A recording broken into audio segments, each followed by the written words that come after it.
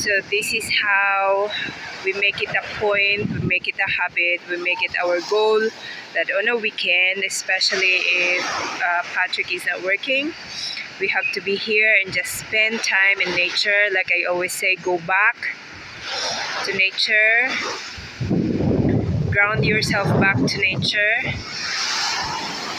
and listen to the waves. Listen how the waves can heal. And especially right now, I'm having a bit of cold. I'm having sore throat. So it's a big help. And here you can really just enjoy the water.